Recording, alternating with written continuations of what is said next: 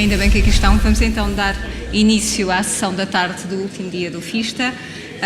Eu vou dar a palavra então ao Luís Calado, que tem uma apresentação que eu tenho aqui com o nome de Survival Guide to the Smart Revolution. O Calado está em nome da Microsoft, é evangelista na parte cloud, pelo menos é o que diz aqui, foi o que me foi dito. Eu conheço o Luís, portanto, de algum tempo atrás. Diz que tem mais de 18 anos, eu acho que sim, de experiência em informática e sem mais demoras. Tenho mais ou menos os mesmos que tu, não é? Não era preciso, não era preciso. Ok, 25 minutos. Obrigado.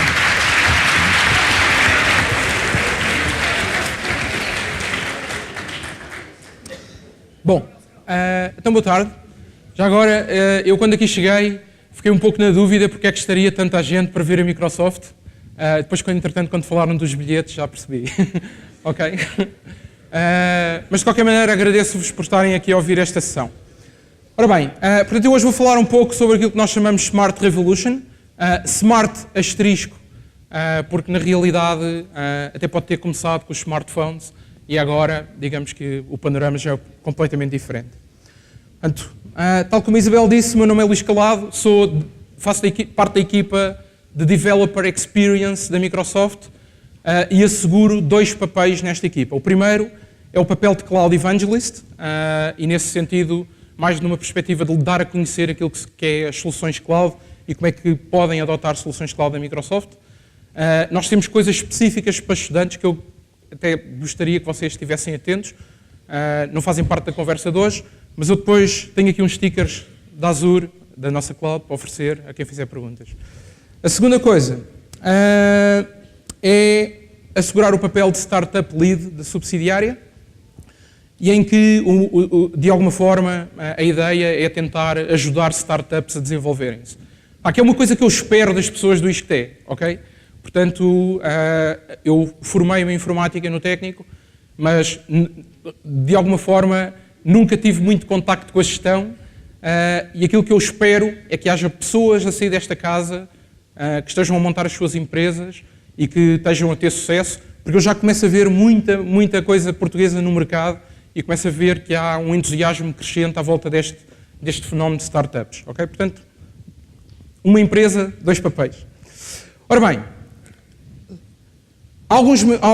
um ano atrás, talvez, nós mudámos de CEO na Microsoft, e ele trouxe, digamos, uma nova forma de estar à empresa e que eu me congratulo com isso. Portanto, eu diria que ele tirou-nos daquilo que era o Windows e o Office, que era talvez aquilo que era mais comum na empresa, para um espaço muito mais abrangente e com muito maior potencial nesta década. Portanto, esta foi talvez uma das frases emblemáticas que ele deixou sair na primeira semana e que tem a ver com o comportamento da nossa indústria, ou seja, de não respeitar, digamos, aquilo que é tradição, mas querer e ser sedenta de inovação. Okay? Foi um bocadinho seguindo este paradigma que a própria Microsoft começou um processo de transformação. E digamos que não é só a Microsoft, portanto, de facto, há algo a acontecer que está a fazer ou a criar uma grande transformação. Talvez uma nova geração da informática, por assim dizer.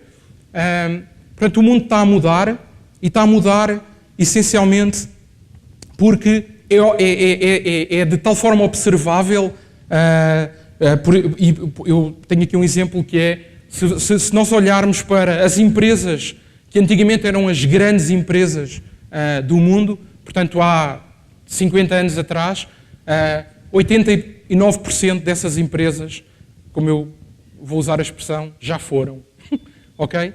Portanto, e já não são grandes empresas.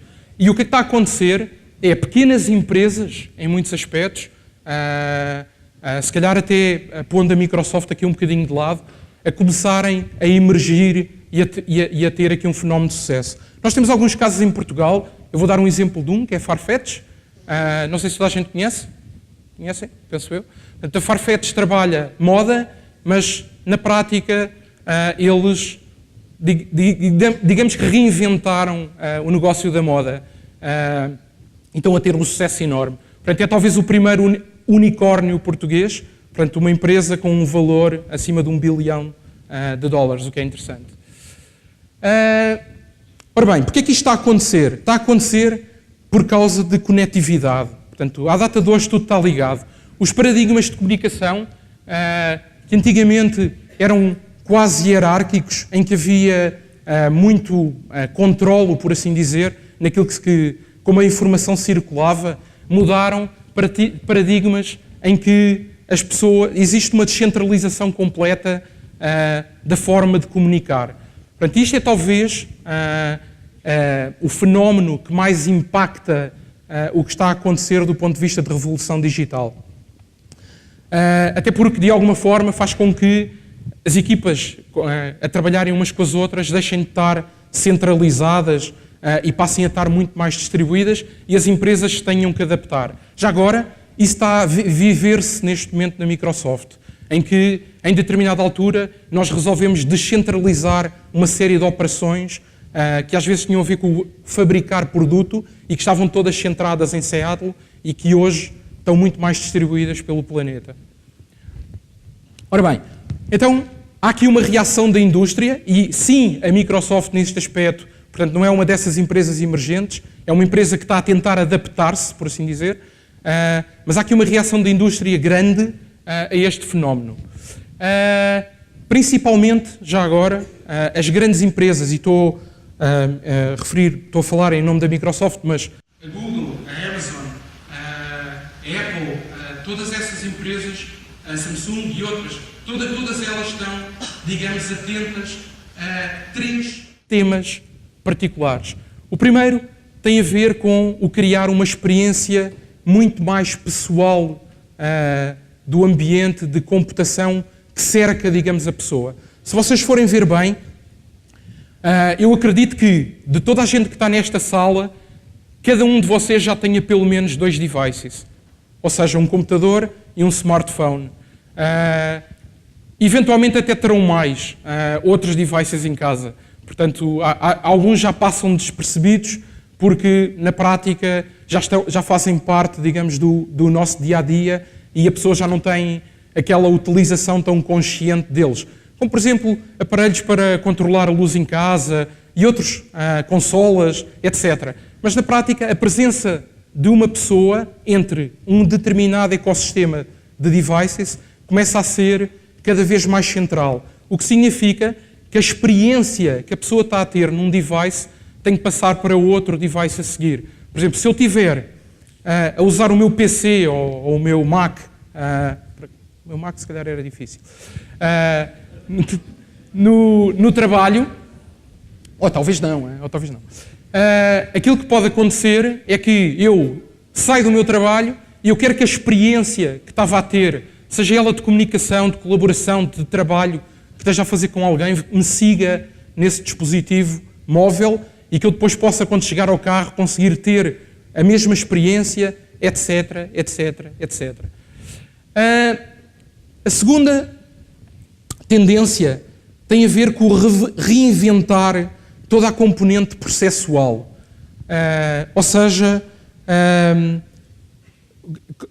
o mudar das estruturas de comunicação e das relações entre as pessoas faz com que os processos dentro das empresas também mudem. E dentro da Microsoft isso também está a acontecer. Portanto, às vezes coisas que demoravam 15 dias a ser decididas, agora demoram horas, ok?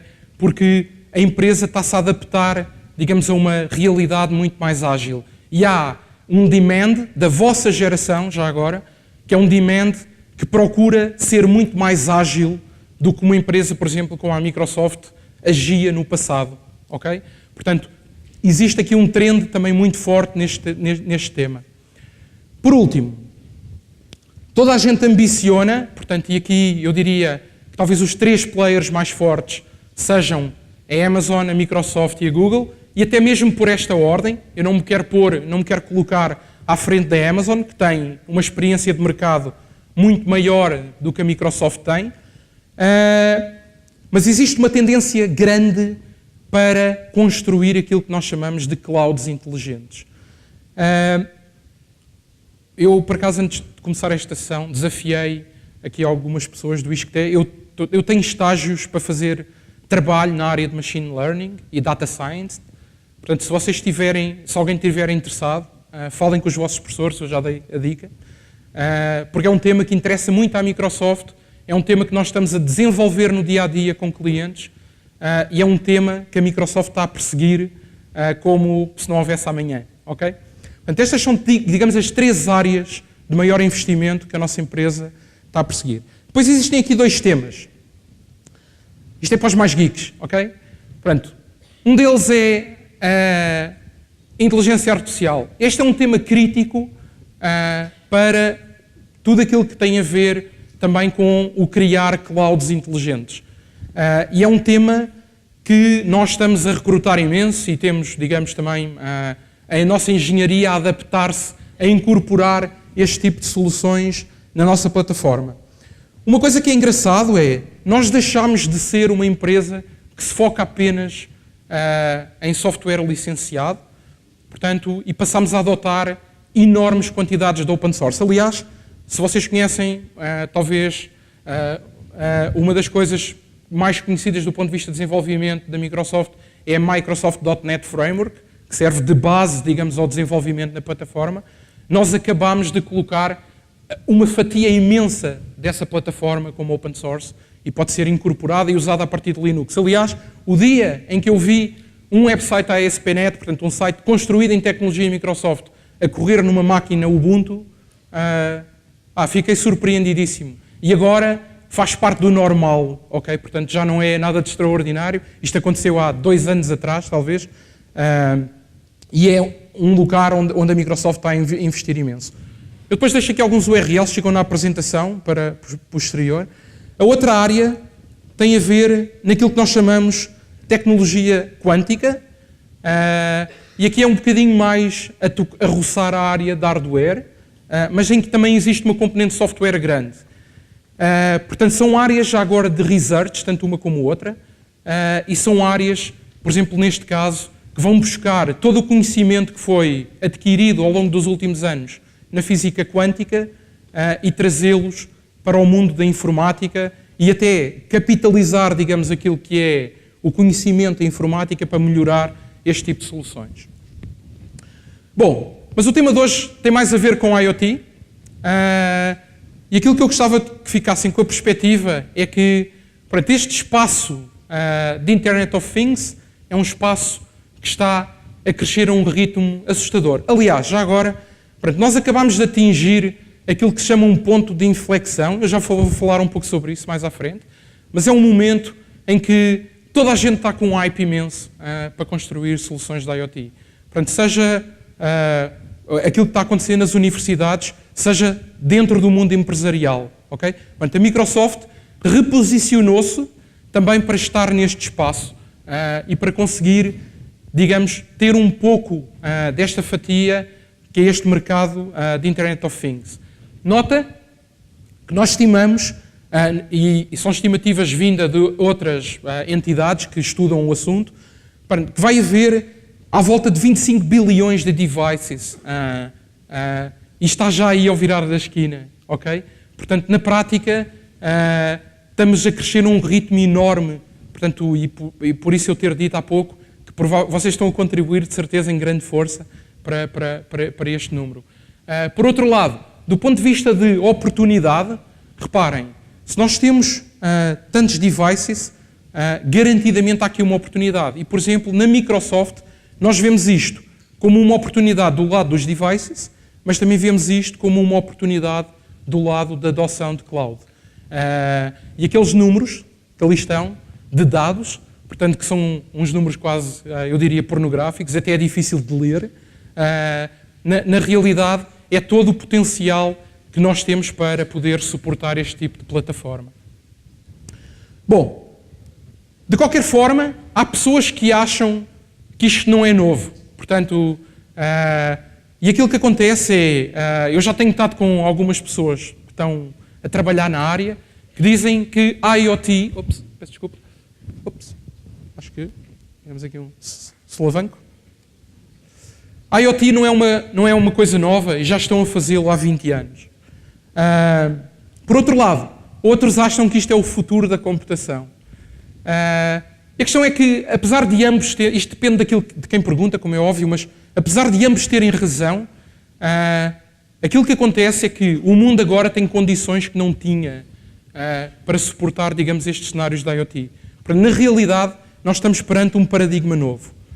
Se vocês virem que em 2010 já havia um conjunto de devices ligados, ou com potencial de estarem ligados a esta mega cloud que suporta estes dispositivos e que na altura já se chamava IoT, não é? À data de hoje, nós quisemos alterar aqui um pouco o brand para aquilo que chamamos a Smart Asterisk Revolution. E Smart Asterisk Revolution vem porque quase todos os devices que vocês conhecem com uma determinada forma hoje, amanhã eles vão estar ligados como parte de um ecossistema. E isso começa a acontecer. Aliás, eu depois vou dar um exemplo, que é um projeto doméstico de um colega meu, só para ilustrar o que eu quero dizer com este tipo de adoção maciça. Nota que é Smart Asterisk por uma razão. É o dar inteligência a determinado tipo de device que hoje já existe. Só aqui para contar uma história, no princípio da semana, quando eu estava a preparar, em particular este slide, estava a falar com o meu filho, e vocês sabem o que são aquelas armas Nerf que os putos usam para dar tiros? Ele virou-se para mim e disse-me assim: fixe, isso quer dizer que a partir deste ano a gente vai poder usar isto nessas armas? Ou seja, já estava a pensar uma maneira automática de dar cabo dos amigos. Isso é assim, é natural que esta geração, a vossa geração, se calhar ainda não esteja aí, mas eu acredito que a próxima, aquilo vai ser, de certeza, o brinquedo do século. Ora bem, é verdade, a sério. Ora bem, 5 razões para que está a acontecer, porquê de acontecer esta Smart Revolution. Portanto, uma é o hardware estar a ficar barato. Alguém aqui na audiência sabe o que é um Raspberry Pi Zero ou não? Sabem? Ok? E sabem quanto é que custa? Sabem também, não é? Portanto, exatamente. Portanto, só por isso tenho aqui um autocolante para quem... Portanto, esse tipo de device está cada vez a proliferar mais no mercado. Ou os ESPs, que também estão agora, digamos, por terem Wi-Fi, estão a ficar cada vez mais conhecidos. Portanto, na prática, é cada vez mais barato fazer este tipo de soluções. Por outro lado, ligações entre equipamentos estão a ser cada vez mais mainstream. A conectividade já não é um problema. Há protocolos para tudo, desde o Bluetooth, Wi-Fi, até rede cabelada. Portanto, aquilo que há meia dúzia de anos era um telemóvel com uma rede de GSM com uma capacidade mínima, à data de hoje é uma coisa gigante. Portanto, na prática, a conectividade também deixou de ser um problema. O software está cada vez melhor e cada vez mais há empresas como a Microsoft a investir neste tema da cloud. Okay? Portanto, isto foi aquilo que fez com que esta Smart Asterisk Revolution começasse e é aquilo que está a ser diferente do ano 2010. Okay? Portanto, é toda esta tecnologia ter evoluído. Bom, isto tem um determinado conjunto de requisitos, portanto, e digamos que as soluções que existem no mercado e que estão a ser criadas têm que ter em conta esses requisitos. O primeiro é que, tipicamente, quando uma pessoa desenha uma solução de IoT, vai à procura de ter capacidade para suportar milhões de devices. Okay? Portanto, não é eu ter um sensorzinho em casa ou uma pequena parte, digamos, de uma infraestrutura, é eu ter esse sensor como parte, por exemplo, sei lá, de uma ferramenta que a EDP usa para otimizar os custos que a gente tem de eletricidade em casa, por exemplo. Portanto, algo desse género. Portanto, acaba por haver uma quantidade imensa de dispositivos.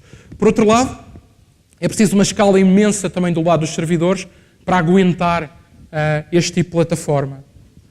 A segurança, e por acaso, na sessão anterior, que estava a vir aqui, houve alguém que questionou a audiência, ou quem estava aqui no palco sobre segurança, é algo que se tem que ter em conta desde o princípio. Portanto, isto não é um wish, tem que fazer parte da solução. Okay? Porque se eu tenho o meu frigorífico a falar com a cloud, eu quero que aquilo seja feito de forma segura e não quero que haja outras pessoas a saber o que é que eu tenho no frigorífico. Portanto, quero que aquilo seja garantido de forma segura. Ou então, pelo menos, que seja a pessoa que vai lá entregar as coisas a casa, qualquer coisa desse género, para eu saber, para reabastecer o frigorífico. Só esses. Por outro lado, estamos a falar também de muito volume de dados. Portanto, isto podem ser milhões de petabytes e etc. Portanto, a serem armazenados e a serem trabalhados. E eu quero ter isto de uma forma integrada, ou seja, não quero ter uma solução toda partida aos bocados. Portanto, estes são, digamos, os requisitos que tipicamente uma solução da IoT tem. Ora bem, espero que isto seja suficiente para ficarem com uma ideia que isto é, de facto, uma transformação que está a acontecer no planeta e que acho que vocês devem estar atentos a ela, até para poderem criar novos negócios que assentem neste tipo de paradigma. Mas, então, onde é que está aqui a Microsoft? Portanto, a Microsoft aparece, digamos, em duas grandes áreas. Uma foi nós tínhamos uma estratégia que chamávamos a nossa estratégia de Embedded Devices. Portanto, digamos que eram versões do Windows pagas para dispositivos móveis, essencialmente. Teve muito sempre ligado ao tema dos telefones. À data de hoje, nós criámos uma coisa chamada Windows IoT Core. Esse Windows IoT Core, esse Windows é uma versão gratuita que vocês podem usar para usarem, digamos, a framework Windows para desenvolver as vossas aplicações num device como um Raspberry Pi ou um Arduino ou outro, ok? Aliás, só para referência, esta semana passada foi lançado o Raspberry Pi 3 e ele tem suporte nativo para Windows IoT Core, ok? Portanto, este é um trend que nós estamos a perseguir dentro da Microsoft. Por outro lado, temos o trend da cloud. Portanto, e nesse caso, trata-se de criar uma plataforma que seja capaz de suportar a ligação destes devices, sejam eles Microsoft ou outros, que estejam a correr e que tenham sensores e que estejam a capturar a informação para esta cloud. Portanto, e esta cloud tem que ter uma série de capacidades. Tem que ter capacidades de armazenamento, de processamento de dados, de olhar para os dados em tempo real, de me permitir tomar decisões de negócio com base nos dados que lá estão a chegar. Portanto, tem que ser uma cloud bastante rica.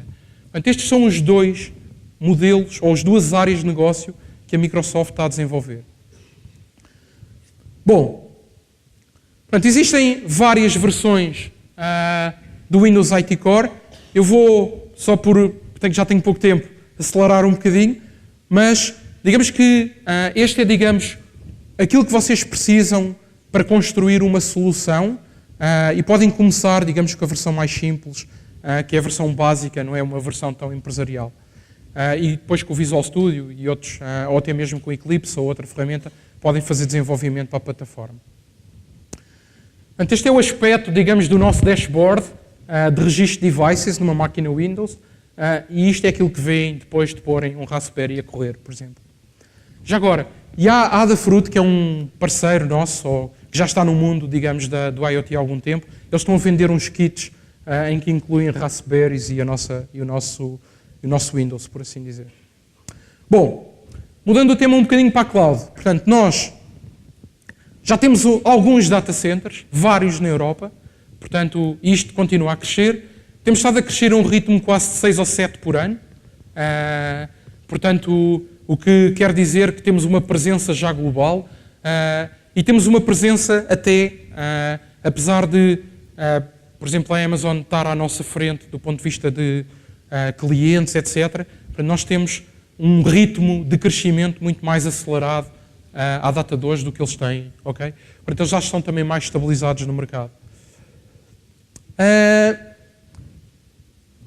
Algumas certificações de segurança e noutras áreas que os nossos data centers têm. Isto é relevante para quem está a desenvolver soluções na área da IoT. Nós não somos de todo, já fomos, agora já não somos uma plataforma fechada. Portanto, há aqui um abraçar enorme daquilo que é open source. Portanto, e vocês depois podem também explorar um pouco isso, se ficarem com os slides.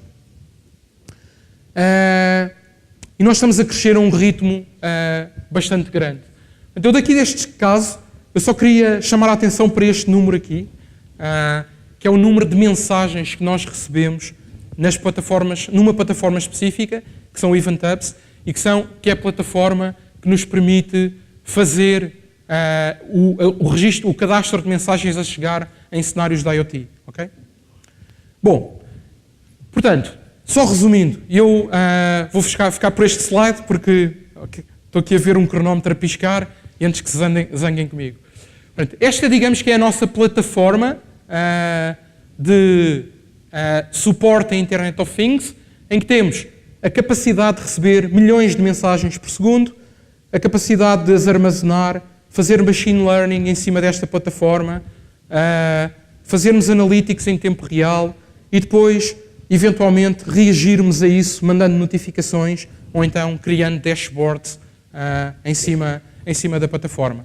Como eu vou deixar os slides, e isso depois provavelmente ficará attached aí em algum sítio, só passar muito rápido, estes slides eram para detalhar o que é que cada uma destas componentes é. Eu ia só passar aqui para o final. Portanto, isto é um exemplo, é um pet project de um amigo meu, que é português mais ou menos. Portanto, ele na realidade é norueguês, chama-se Pedro Dias, portanto é filho de algarvios. Ele tem uma planta em casa, que é o Benjamin. E eu por acaso estive com ele em Seattle há umas semanas atrás. Ele de vez em quando recebia uma mensagem numa band como esta, que aparecia tipo um regadorzinho, ok? E era o Benjamin a queixar-se que não tinha água.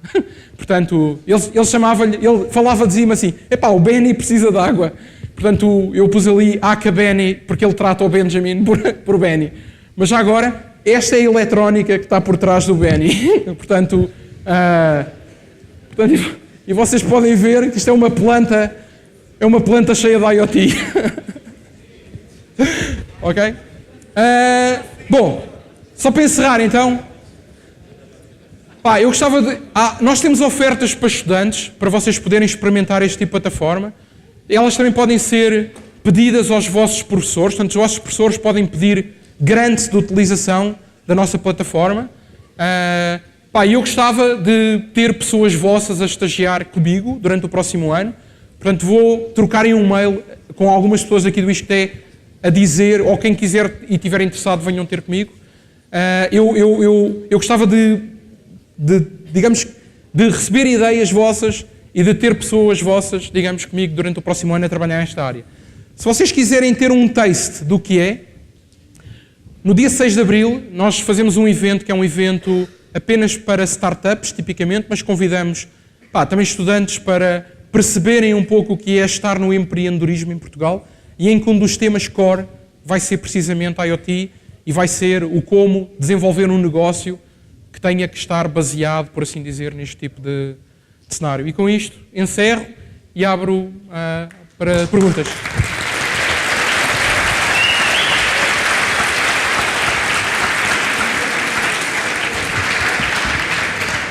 Ok, eu acho que ainda temos uns minutinhos, por se quem quiser fazer uma perguntinha, minutinhos assim um bocadinho, uma perguntinha ali ao Luís, eu acho que ele não vai fugir.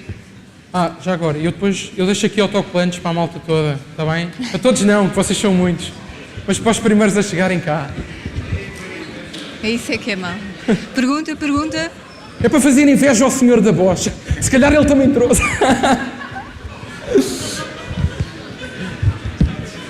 Então vá, não há perguntas? Não? Ele está ali uma pergunta. Mas... Não? Tá. Vai aí o microfone. Muito devagarinho, mas vai. Boa tarde. Eu queria saber para quando o lançamento da versão final do Windows 10 Mobile. Pois. Fogo. Pá, de tantas perguntas que vocês podiam fazer, escolheram logo essa. Já está 4 meses atrasado. É verdade, é verdade. Mas já agora, a razão de estar atrasada, é verdade, já agora, a razão de estar atrasada é uma boa razão. E a razão é tão simples como o produto que nós tínhamos na data que era para ser lançado não tinha a qualidade que a Microsoft queria ter nesse produto, ok? E pessoalmente, já agora, eu sou utilizador dessa versão do Windows Mobile desde, sei lá, há 1 ano e tal atrás. Eu confesso que a decisão foi acertada. E nota que os devices que nós colocámos no mercado, que foi, portanto, o 950,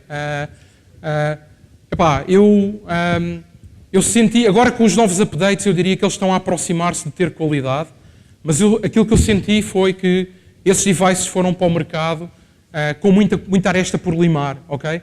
Portanto, foi uma decisão estratégica que até pode ter sido condicionada um bocadinho por um recurso do produto não ter qualidade. Mas eu congratulo-me por o produto não ter ido para o mercado nessa altura, ok? Portanto, antes quero que seja um produto que está a sair atrasado, mas quando for para a mão das pessoas tenha qualidade, ok?